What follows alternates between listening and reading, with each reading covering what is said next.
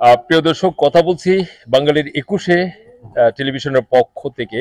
আমরা আছি হাড়গড় যে গণকবর, যেটি এই গণকবরের যে রাস্তাটি, এই রাস্তাটিতে যাওয়ার পথের যে খারগড় এবং বড়াইলের যে চৌরাস্তার মোড় যেটি রয়েছে, সেই মোড়টিতে আমরা এই স্থানটি সম্পর্কে প্রাথমিক একটু বর্ণনা জানবো।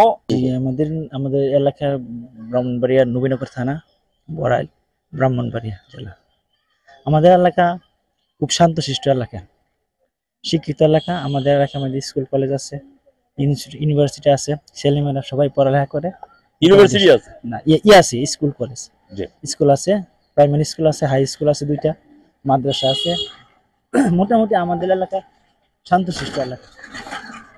আমাদের এলাকার মধ্যে কোনো বিশৃঙ্খলা নেই, সবাই মিলেমিশে থাকতে পছন্দ করে।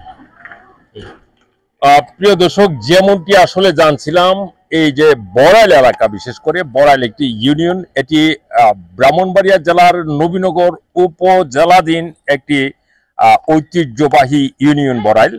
এই যে বড়াইলের মধ্যেই রয়েছে এই খারগড় গণকবরটি, যেখানে 1971 সালের মহান মুক্তিযুদ্ধে গণহত্যা সংঘটিত হয়েছিল। এই গণহত্যার যে স্মৃতি এবং গণহত্যার যে এখানে গণকবর রয়েছে, আমরা সেই স্থানটিতে যাওয়ার পথে এই যে রাস্তাটি আপনাদের একটু দেখাই। এই যে রাস্তাটি এদিক দিয়ে আসছে, এটি সরাসরি চলে গেছে একেবারে ব্রাহ্মণবাড়িয়া জেলা শহরে। আর এই যে রাস্তাটি আপনারা দেখতে পাচ্ছেন, এটি সামনে খোলাপাড়া গ্রাম, শরীফপুর ইউনিয়নের খোলাপাড়া গ্রাম। এই গ্রামের উপর দিয়ে এটি আশুগঞ্জ উপজেলা সদরে চলে গেছে। আর এই যে রাস্তাটি, এই রাস্তাটি দিয়ে চলে গেছে বড়াইল বাজার সহ ওদিকে একেবারে নবীনগর পর্যন্ত যাওয়ার যে পথটি, রাস্তাটি সেটি নবীনগর। আর এই যে রাস্তাটি, এটি হইল গণকবর বা গণহত্যা সংঘটিত হয়েছিল যে হাড়গড় গ্রাম, এই হাড়গড় গ্রামের রাস্তা।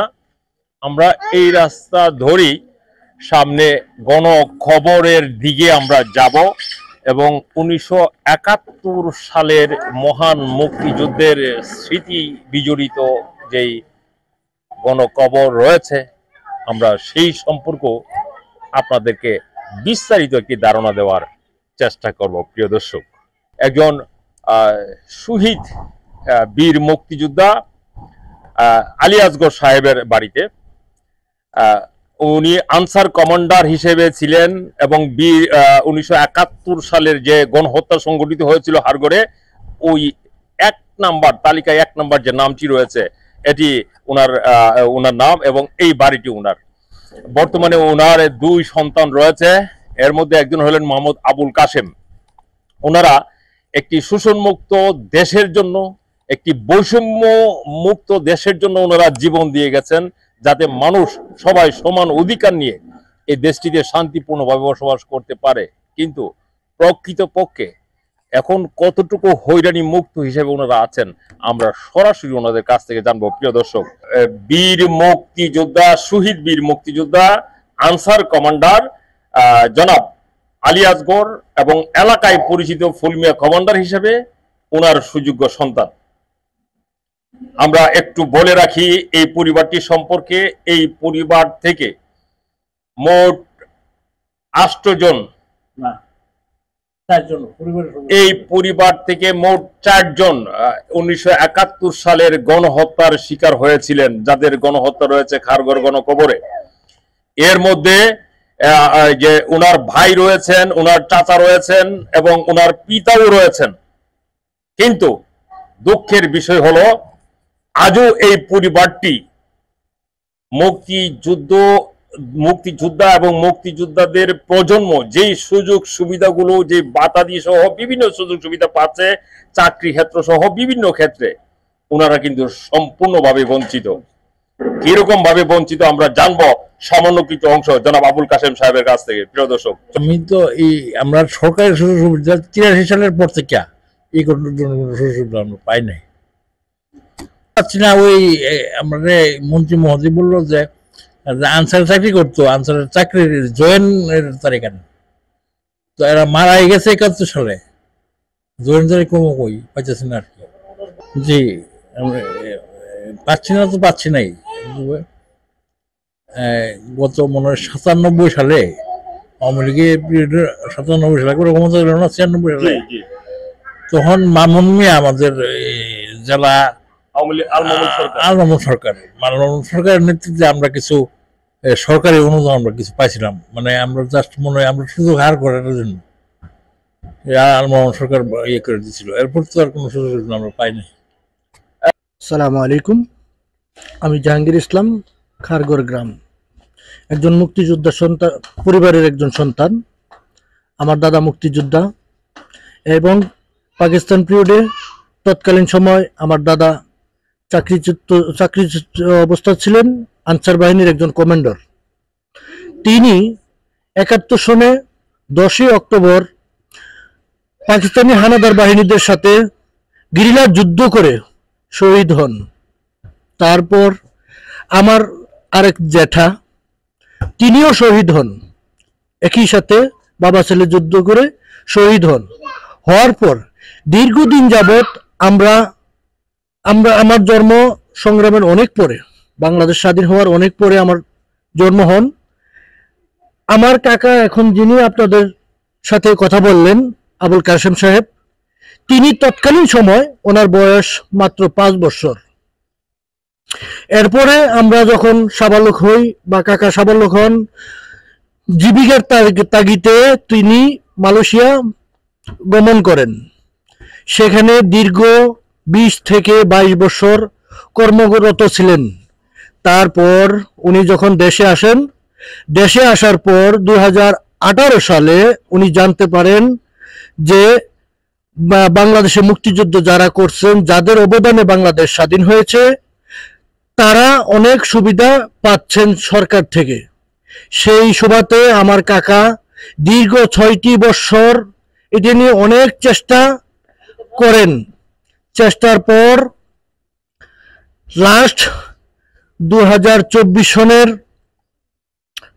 তারিখটা আমার স্মরণ নেই, উনি ঢাকা মন্ত্রণালয় থেকে মন্ত্রী সাহেব নিজে বললেন যে এটা একটা গণহত্যা, এই বলে এই ফাইলটাকে রিজেক্ট করে দেয়। তারপর চাচা চলে আসলেন, আমি চাচার কাছে দেশে আসলাম। আমি একজন মালয়েশিয়া প্রবাসী।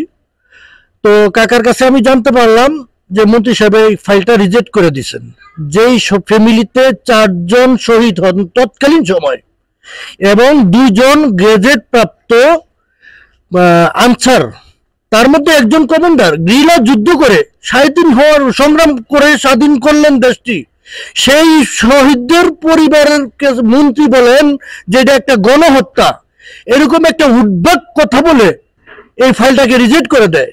তখন আমি আমার কাকাকে নিয়ে গত এই বৃহস্পতিবার তারিখ ছিল কত, সম্ভবত 18 বা 19 তারিখে আমি ঢাকা গেলাম কাকাকে নিয়ে। মন্ত্রণালয় যাওয়ার পরে মন্ত্রণালয় বলছে যে আমাদের হাতে কিছু নাই, আপনাদের অন্য ব্যবস্থা নিতে পারেন।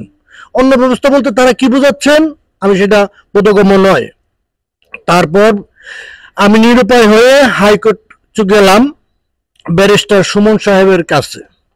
তখন উনি বললেন, আমাদের ফাইলটা দেখলেন, সবকিছু পড়লেন, উনি অবগত হইলেন। হওয়ার পর উনি বললেন যে এটা তো আমাদের কোর্টও কিছু করতে পারবে না যদি আপনারা এটা না নেন। আপনার দাদা যে চাকরি করতেন, চাকরির যে জয়েনিং লেটার, সেটা যদি আপনারা দিতে না পারেন তাহলে আমাদের জন্য কিছু করার নেই। তখন আমরা সেখান থেকে চলে আসলাম। ইভেন আমার কাকা তৎকালীন সময় আমি দেখলাম যে ঢইলা পড়ে গেলেন।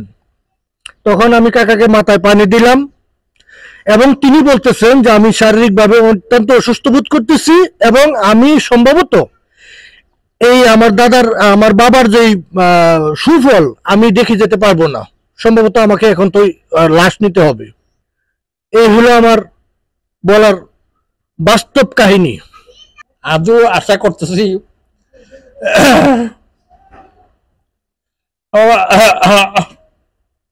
আমার আব্বার স্বীকৃতি আমি পাবো। আজও আমি আমার হায়াত আছে কিনা,